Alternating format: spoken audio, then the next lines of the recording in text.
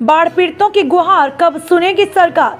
बाढ़ पीड़ितों का जल का दर्द, मुआवजा नहीं, ऊंचे स्थान पर आवास चाहिए। बाढ़ पीड़ितों ने उठाई विस्थापन की मांग। भिंड जिले में हर वर्ष की तरह इस वर्ष भी भारी बारिश व डैम के बांध खोले जाने के बाद भिंड में सिंध, कुंवारी, बेसली सभी नदियां उफान पर हैं।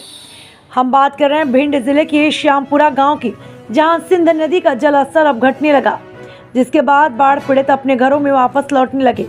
वहीं जब बाढ़ पीड़ितों ने अपने घर देखे, उन्होंने बताया कि उनका घर गृहस्थी का सामान सब बर्बाद हो चुका है, कच्चे मकान गिर चुके हैं।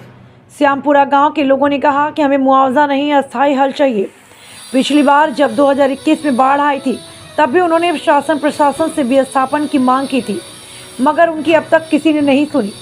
बाढ़ पीड़ितों ने कहा, नेताओं से लेकर शासन प्रशासन के नुमाइंदे आए और मुआवजे की बात कहकर चले गए, जबकि उनका घर हर बार लाखों का नुकसान होता है। ग्रामीणों ने अपनी पीड़ा बताते हुए उनकी आंखों से आंसू छलक पड़े और कहने लगे कि उन्हें मुआवजा नहीं बल्कि अस्थायी हल चाहिए, क्योंकि हर बार बाढ़ के चलते खुद की जान तो बचा लेते हैं, मगर लाखों रुपए का घर गृहस्थी का सामान बाढ़ में तबाह हो जाता है।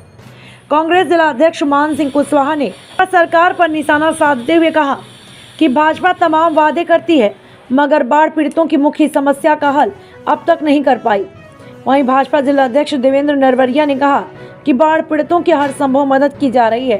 हालांकि विस्थापन को लेकर भाजपा जिला अध्यक्ष चुप्पी साधे दिखे। अब देखना होगा कि बाढ़ पीड़ितों की गुहार कब सुनेगी सरकार। ऐसा 8 साल नदी आ जाती है तो 8 साल ही परेशान होता है, कोई शासन कोई सुन ना रहा। हमको चाहिए प्लाट, हमें जहाँ से कुछ नहीं चाहिए कि 2-4 हज़ार रुपया है जाए, कुछ नहीं चाहिए, हमको प्लाट चाहिए। तो क्या स्थितियाँ, कैसा माहौल बना जब बाढ़ आई? कैसा मालूम, खैरा मेरा गलत कर रहा है, जानते मन लोग सामान उठा तो करता है, खाना जान पे संकट है बना।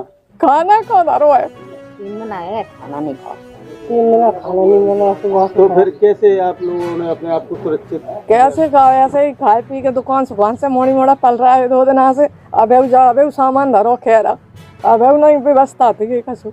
अब बाढ़ के बाद जो हालात बने, घर गृहस्थी भी खराब हो गई। खराब हो ही गई, सब खराब, अबे डरी गए सब। खैरा डरो कहूँ, यहाँ डरो कहूँ, मारो सब। गृहस्थी में कोई सामान भर नहीं पा रहा है, थोड़ा बहुत उठाए उठुई के खैरा पटक दो, रोड पे डरो। इंसान शासन प्रशासन कोई हमारा सुनता नहीं है। और पिछली बार भी बाढ़ इतनी भयंकर आई थी, जैसे अभी आई, तो वो लोग आए थे नेता लोग, वो देख के चले गए, किसी ने अभी तक सुनवाई नहीं की है। बस हमारी एक ही गुजारिश है नेताओं से और मुख्यमंत्री प्रधानमंत्रियों से कि हमको जहाँ तक बने तहाँ तक जगह का प्रबंध किया जाए, क्योंकि हमारा ये हम प्रजापति हैं, ये बर्तन बनाते हैं और ये हमारा हर साल नुकसान होता है।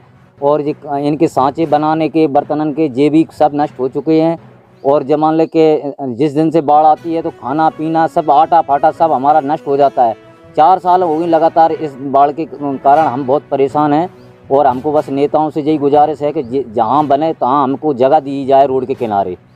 हम बहुत परेशान हैं। तो आप लोग विस्थापन चाहते हैं? हाँ बिल्कुल, हमें जगह चाहिए, यहाँ से हमें बिल्कुल छोड़ेंगे और हमें जगह दो। और हमें मुआवजा की कोई ज़रूरत नहीं, बस जगह की ज़रूरत है हमको। जहाँ तक बने तहाँ तक जगह रहने के लिए रोड के किनारे कहीं हमें मिलना चाहिए बस। जब बाढ़ आई थी जिस दिन, क्या स्थितियाँ बनी थी आप लोगों ने? बाढ़ जब टाइम पे आई थी तो इतनी भयानक बाढ़ आई थी कि हम लोग ये सोचें कि अब हम अपनी जान बचाएं या अपना ये घर का सामान बचाएं या पशुओं को बचाएं, कुछ समझ में नहीं आया। जो हमारे हाथ में आया उसको हम लेके वो यहाँ से निकल पड़े, घर का सामान घर में ही छोड़ दिया, जितना आया उतना इकट्ठा करके। और हम अकेले नहीं, पूरा गांव ही हमारा परेशान है, जितने यहाँ रहते हैं पूरा गांव एक दूसरे की कोई मदद भी नहीं कर सकता था। ऐसी बाढ़ स्थिति आई थी। तो यहाँ से हम भागे, वहाँ थोड़ा ऊंचाई पे जाके रुके। रुकने के बाद वहाँ से 2-3 दिन बाद रास्ता खुली तो यहाँ घर में आए तो घर में देखा सब संपूर्ण नष्ट हो चुका है। कुछ हमको बचने हमारे मतलब की चीज़ नहीं बची, कोई जो खाने पीने की जो चीज़ थी, ओढ़ने पिढ़ने के बिस्तर थे, जो चीज़ वस्तु थी सब खत्म हो चुकी थी सभी के घरों में। पूरे गांव के जितने यहाँ रहते हैं श्यामपुरा में, तो कुछ मिला नहीं। मध्य सरकार इस अभियान में बहुत पहले भी, पुराने समय में भी, जो हमारे नदी के किनारे गांव बसे हुए हैं उनको ऊपर रखने के लिए खाने पीने की सब व्यवस्था की जाती है। और जब नदी बाढ़ उतरती है तो वो नीचे ही फिर आ जाते। प्रशासन से मेरी बात भी हुई उनका भी कहना है कि उनके उचित प्रबंध हैं। जब भी बाढ़ की हालात होगी तो उनको रखने की, खाने की सभी व्यवस्थाएं पूर्व से की जा चुकी हैं।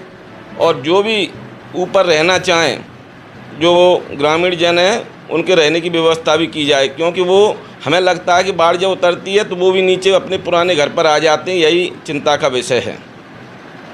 पिछली बार जब बाढ़ आपदा आई और ज़िले में कई गांव के गांव बेघर होने का काम हुआ, तो उस टाइम हम सब लोगों ने सकारात्मक रूप से, विपक्ष हो चाहे सत्ता पक्ष हो, सबों ने सामूहिक रूप से उनकी मदद करने का प्रयास किया।